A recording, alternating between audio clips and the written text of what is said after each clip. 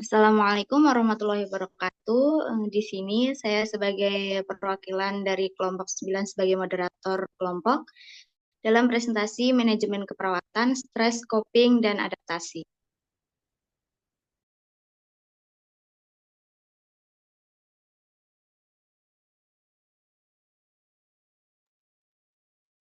Adapun nama anggota kelompok, yang pertama Tiara Eka Putri, yang kedua Syifa Nur Aida, yang ketiga Sonia Arhesti, yang keempat Suci Nur Fadilah, yang kelima Amalia, keenam Windy Naila, ketujuh Delia Ayu, kedelapan Zahra Aulia Kolbi, yang sembilan Nisfi Laili, 10 Iva Khayana, 11 Naira Fajira, dan yang ke-12 ada Jennifer.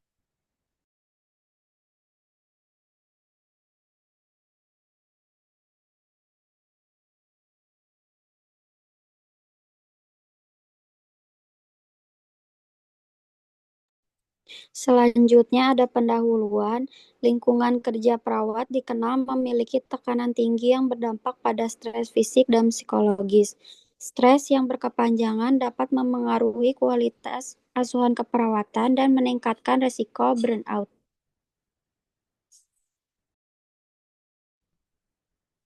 Oleh karena itu, penting bagi perawat untuk memiliki strategi coping dan mekanisme adaptasi yang baik dalam menjalankan profesinya.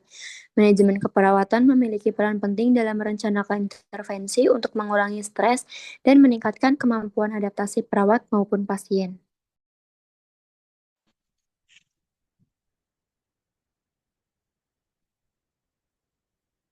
Selanjutnya ada pengertian. Stres adalah respon tubuh terhadap tuntunan lingkungan yang dianggap mengganggu keseimbangan fisiologis dan fisiologis individu. Coping. Coping adalah upaya yang dilakukan individu untuk mengelola stres yang dihadapi melalui proses kognitif dan perilaku, menurut Halter 2018. Coping dibagi menjadi problem focus coping dan emoticon focus coping.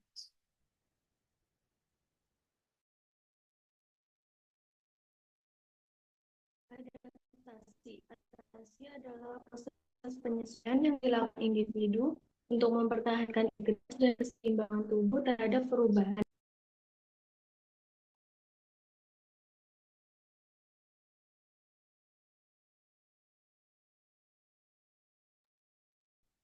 Yang selanjutnya ada model adaptasi Roy. Model Roy menjelaskan adaptasi dalam 3 komponen, stimulus, lokal kontekstual, dan residual, mekanisme coping regulator dan kognator, serta output adaptif atau tidak adaptif.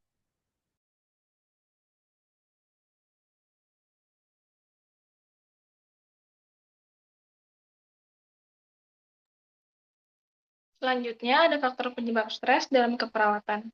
Petugas kesehatan berisiko tinggi mengalami masalah kejiwaan berupa stres ringan hingga berat karena berbagai tekanan yang meningkat dan harus mereka hadapi. Selanjutnya, saya izin tidak menghidupkan kamera karena lagi sakit, yaitu beban kerja berlebih, jadwal shift yang tidak menentukan, konflik antar tim, kematian pasien, dan tuntutan administratif adalah penyebab utama stres. Studi oleh Rifai et al. 2022 menunjukkan stres tinggi alami mahasiswa keperawatan tingkat awal akibat adaptasi akademik dan praktik klinik.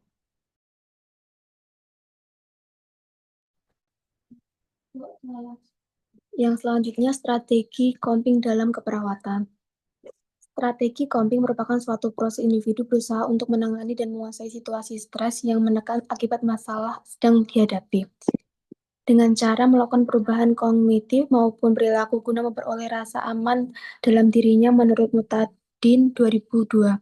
Menurut Sahertian et al. 2022, perawat menggunakan strategi coping seperti mencari dukungan sosial, doa, atau meditasi akibat relaksasi dan menyusun prioritas kerja.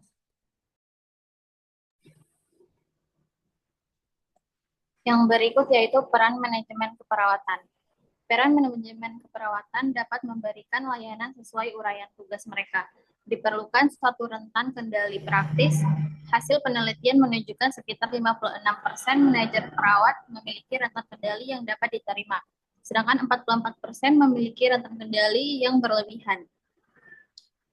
Manajer keperawatan harus mampu mengidentifikasi faktor penyebab stres, menyediakan pelatihan teknik coping adaptif, membentuk budaya kerja positif, dan menyediakan waktu istirahat yang cukup.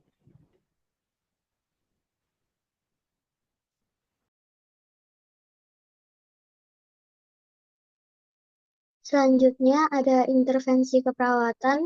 Intervensi keperawatan merupakan semua bentuk tindakan yang akan dilakukan perawat, klien atau pasien, keluarga, dan orang terdekat pasien untuk mengatasi satu masalah status kesehatan pasien. Intervensi keperawatan meliputi mengajarkan teknik relaksasi, fasilitasi diskusi kelompok, konseling individu, dan monitoring tanda stres.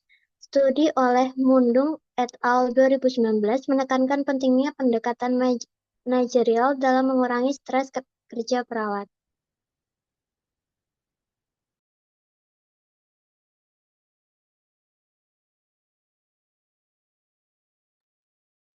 Sekian presentasi dari kelompok kami.